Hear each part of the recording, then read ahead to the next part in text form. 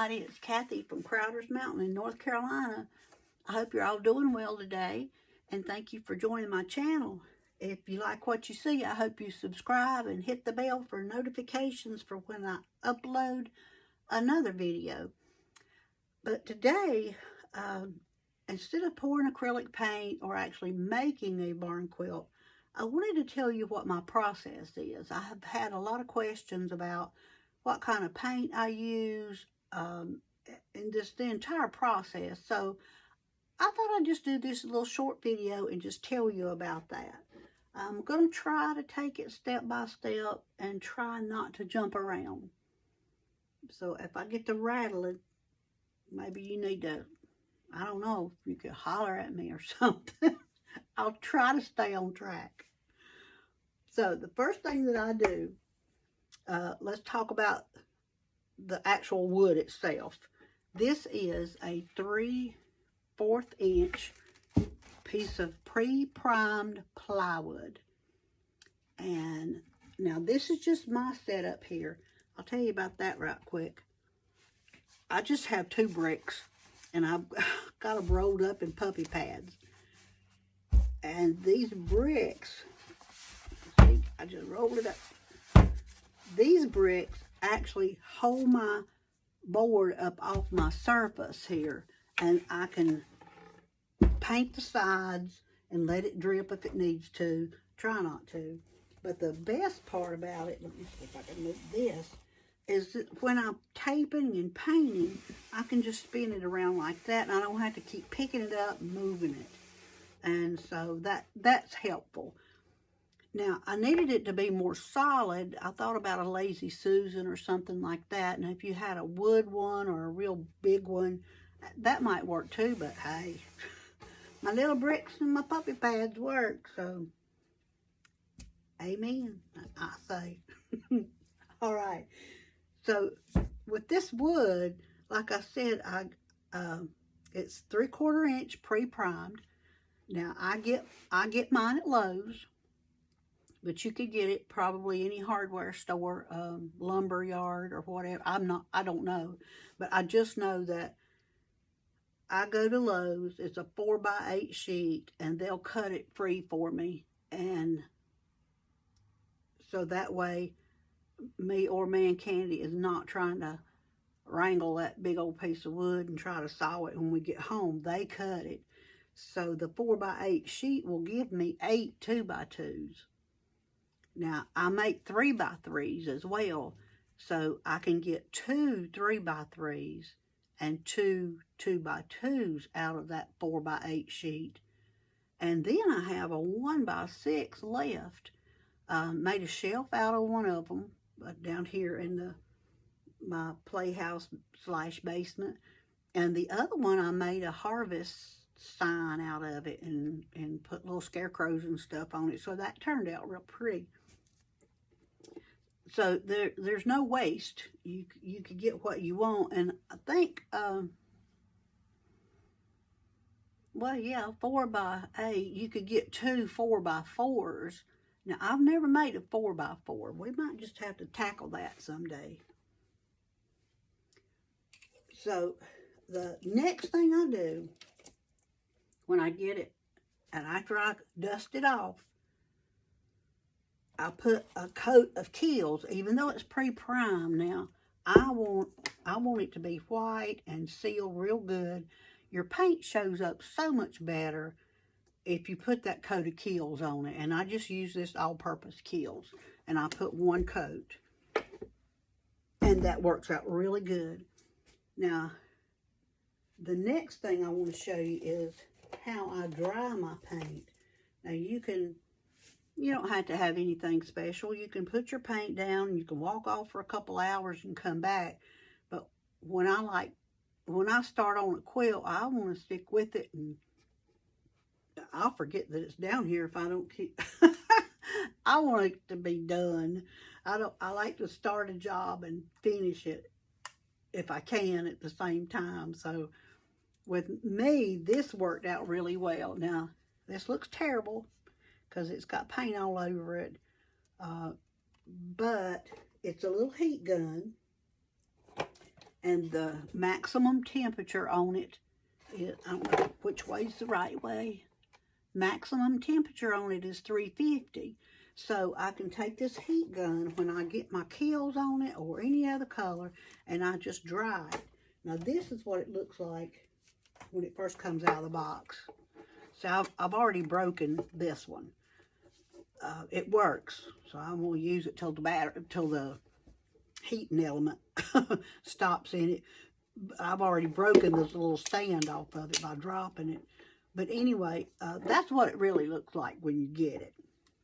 But it works. And so you just dry it, and you don't get it too close, but you can get but about maybe 3 or 4 inches, and just you get it dry like that, and you don't have to wait. And just make sure when you dry. I put 3 coats on mine, so I put a coat on there, and I'll dry it, and I'll wait till it cools down a little bit, and then I'll do it again and let it cool down, and I'll put the 3rd coat on there. And once that 3rd coat's on there, you can remove your paper tape. And let me tell you about the paper tape. I love the frog tape. Now that works for me. Other people might say, well, it doesn't matter, but it does for me. And I tried this. This is real frog tape, but I didn't have the 1 inch, or they didn't have it when I went after it, so I got this 1.5 inches. But I'd much rather have the 1 inch because I don't feel like I'm wasting the painter's tape. This is a lot of waste, and so I don't need it that wide. Maybe I would. I don't know that either. I was thinking like a great big huge one. You might want a wider piece. I don't know. I've never made a great big one. Some people make them that's like 8 by 10 and just huge. And I'm going to do that one of these days, but not today. But this is Scotch. And it's like delicate surface. But that was the only 1 inch that I could find that day in the store. So I got it, and I was worried about it, but it actually worked pretty good.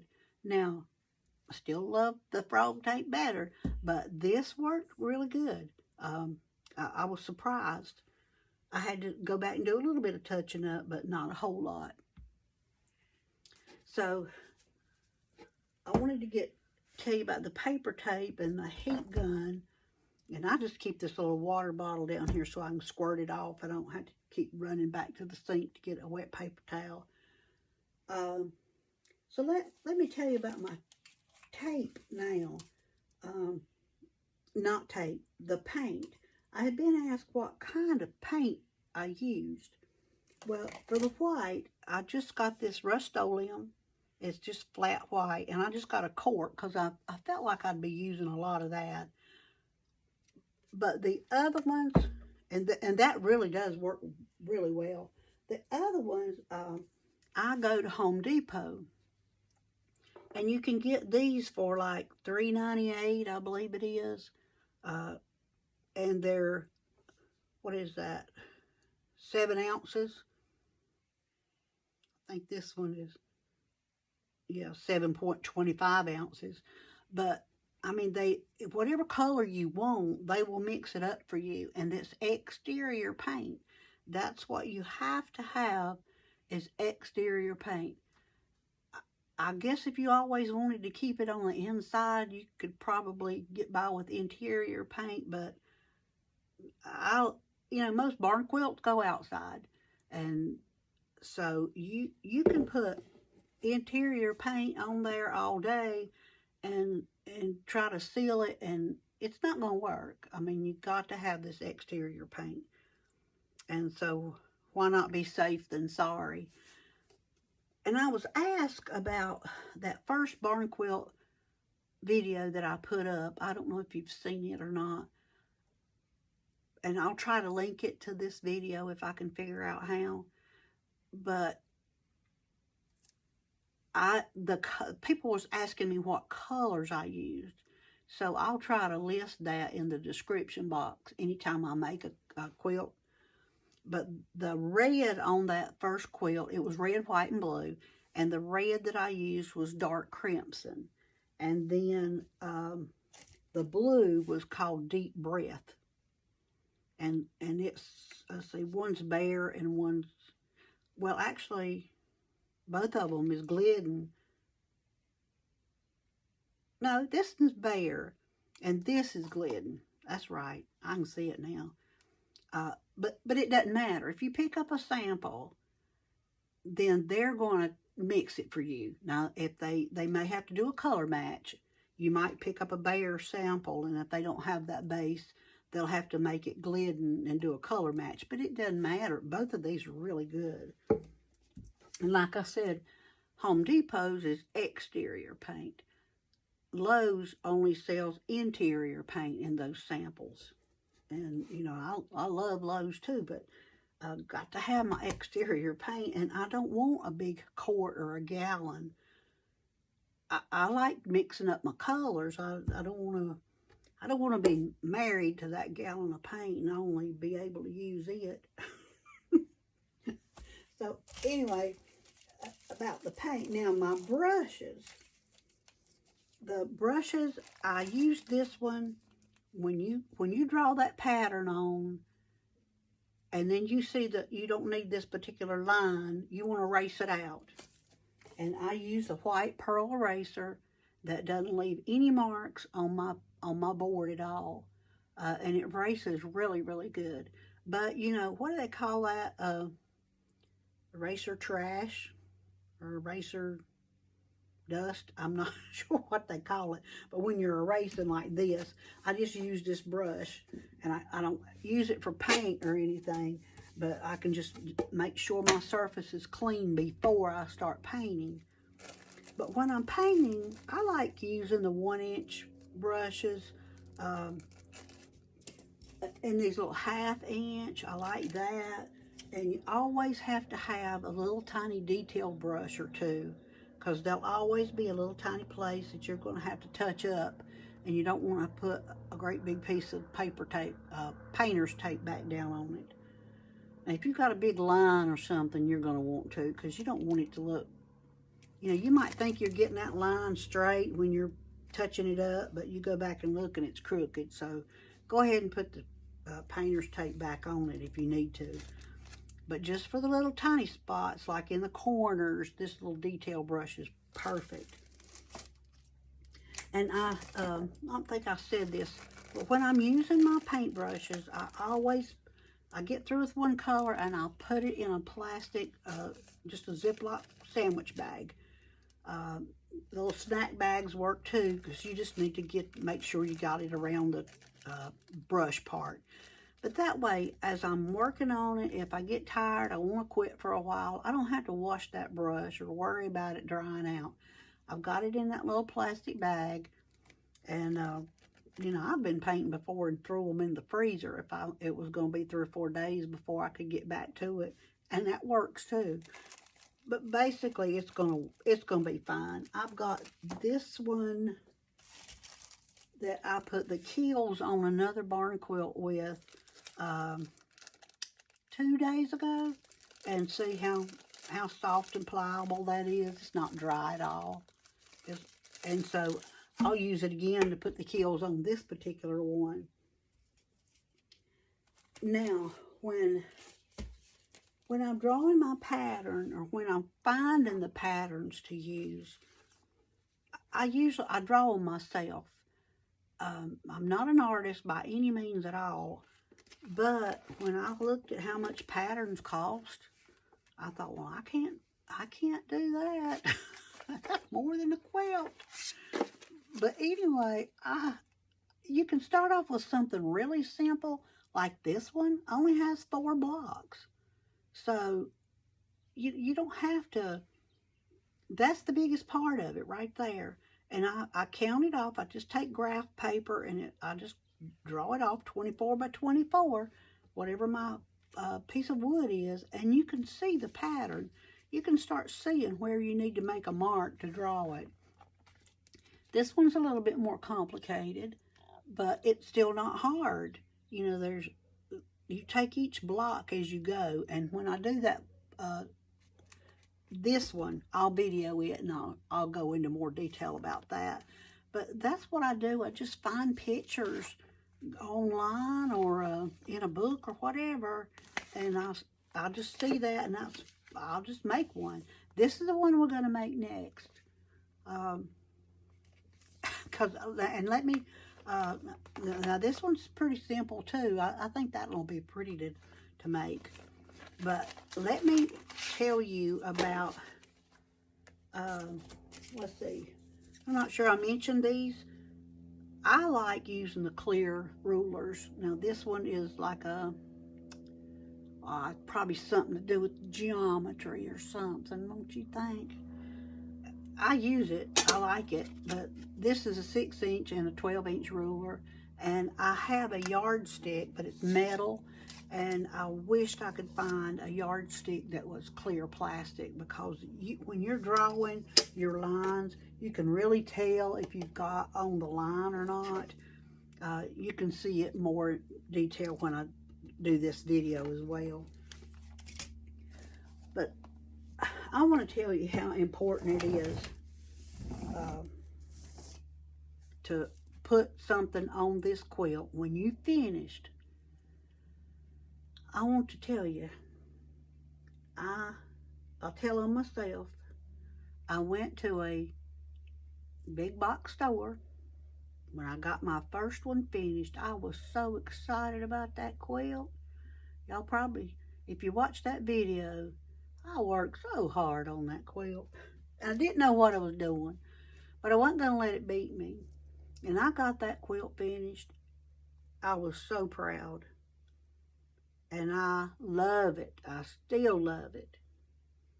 But I went to the big box store and asked what I should put on it to seal it, because we were going to hang it outside. Well, they told me what to get. I was all excited. I come home, I grabbed that can, I come down here, I put it on my quilt,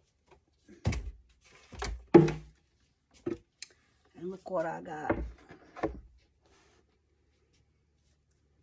I could have just cried, but you know, my philosophy is you don't cry over spilt milk, but you lick it up. Don't waste it. Don't just say, oh, well, it's gone. I'm overrun. I'm doomed. I'm not doomed. I will keep this. I don't know if you can see how yellow it is and splotched. So look at how splotched that is. Terrible. Terrible. I wouldn't hang it up outside, but I am going to hang it up down here in the basement. And it is going to remind me forever and always to do my own homework. And that's what I want y'all to do too. If you don't want 3/4 inch plywood, they've got 1/2 inch. I don't know if it'll buckle and bow or not, but you can try it and find out. I know that light's probably bothering y'all. But anyway, that's what I'm going to do. And I did. After that, I thought I got to learn the hard way. I always learned everything the hard way. So what I did, I went back, got on YouTube, and I started looking for things and trying to do research, and I read about different kinds of finishes, and I came up with one that I saw some ladies using, and it works wonderful. It's absolutely amazing. It's called Rain Guard Water Sealer. I'm going to try to get that out of that light so you can see it. Rain Guard Water Sealer. And see, here the thing is that this is for aged or new painted wood. So that's what we got, is these barn quilts are painted wood, whether you do an interior or exterior. It's painted wood, so you got to have something to seal painted wood. And I put a coat on the back too, just to be sure. But I'm telling you, I love it. I love this stuff, and it works well. Before I leave here, let me show you one that I did, and I put it's big, so bear with me.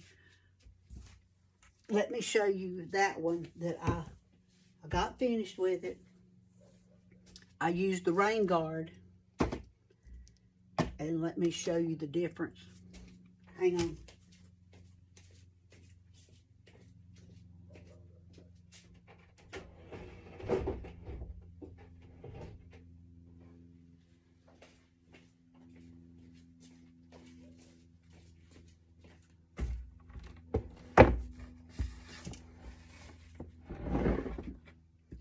Look at that.